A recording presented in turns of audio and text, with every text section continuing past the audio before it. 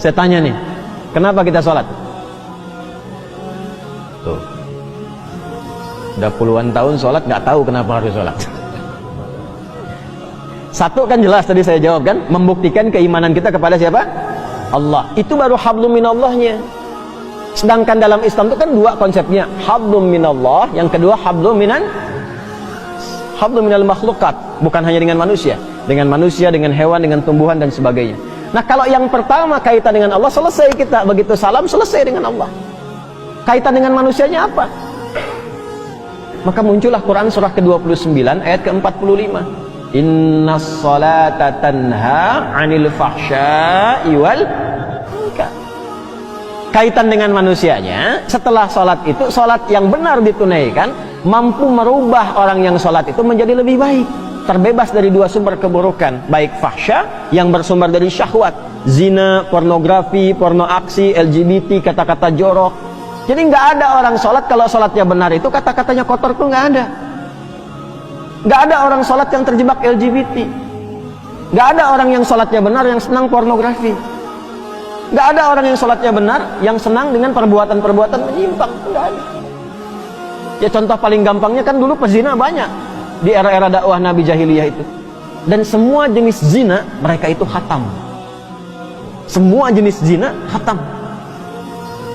Tapi setelah mereka dididik dengan sholat, hilang semua zina itu. Bahkan memuliakan dengan sesama.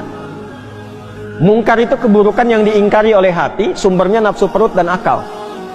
Nafsu perut itu karena terlalu lapar mencuri. Ditambah dengan akal, korupsi. Kan orang bilang kalau ayam mencuri, ya kan? Kalau lebih besar korupsi kan? Padahal sama-sama mencuri kan? Ya kan? Sapi makannya apa? Rumput. Nah, ada orang makannya aspal. Yang harusnya 7 cm jadi 5 cm jadi 2 cm gitu kan? Ya? Nah, itu mungkar namanya. Sehingga banyak rusak, banyak dicek-cek gitu kan? Ya, dipastikan bagus lagi. Nah, itu mungkar. Maaf, mencuri, membuat hoax, berselisih, menipu sampai ke tingkat tinggi, membunuh dan sebagainya, itu mungkar. Orang sholat itu mustahil mengerjakan itu. Karena saat dia selesai sholat, dia sudah terkoneksi dengan Allah. Makanya begitu tuntas sholatnya, dia sudah merasa diawasi Allah, nyambung dengan Allah. Ya bagaimana orang diawasi Allah berbuat maksiat ketika dia sadar Allah mengawasinya? Itu yang dimaksud Quran surah ke-4 An-Nisa ayat 103. فَإِذَا قَضَيْتُمُ الصَّلَاةَ فَاذْكُرُوا اللَّهَ قِيَامًا وَقُعُودًا وَعَلَى جُنُوبِكُمْ. Kalau engkau sudah tuntas mengerjakan sholat, maka engkau akan punya koneksi. Kalau benar sholatmu, engkau terkoneksi dengan Allah. Zikir itu terkoneksi, nyambung. Kalau merasa belum connect karena banyak pikiran dunia, padahal harusnya dibuang. Ya, makanya saat sholat kan kita mengangkat begini kan? Itu diantara ilmu hikmahnya, ketika sedang sholat tuh buang urusan dunia ke belakang, jangan dibawa. Pasrahkan diri kita sepenuhnya pada Allah, buang ke belakang. Ini kadang yang terjadi, tangannya begini, dunianya malah ikut. Makanya ketika takbir itu, lisan mengucapkan Allahu Akbar, tapi di pikirannya, handphonemu akbar, proyekku akbar, sendalku akbar, jemuranku akbar. Karena dunia ikut. Kan? Sering terjadi begitu ya? Ya? Kembali. Nah, ini yang menjadikan manfaat sholat gak diraih. Akhirnya apa? Tanha anil fahsya'i wal munkarnya gak dapat. Konektivitasnya berkurang.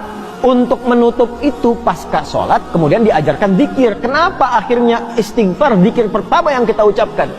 Kan pada sholat itu, Assalamualaikum warahmatullah. Salam itu menutup sholat.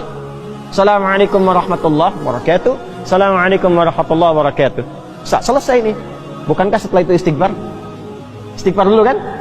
Kenapa zikir pertama urutannya istighfar? Karena kita memohon ampun kepada Allah, karena barangkali yang harusnya khusyuk itu maksimal terganggu dengan keadaan pikiran yang tidak bisa dikontrol. Itulah sebabnya.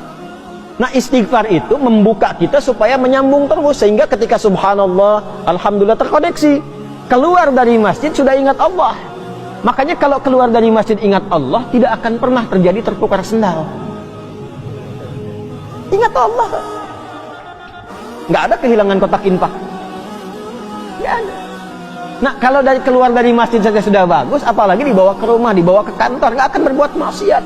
Nah, itu tujuannya tanha anil fahsya'i wal munkar. Nah, yang bisa menyampaikan itu dan memastikan betul-betul menjadi baik, itu ulama pendidik. Makanya di pesantren itu bukan cuma di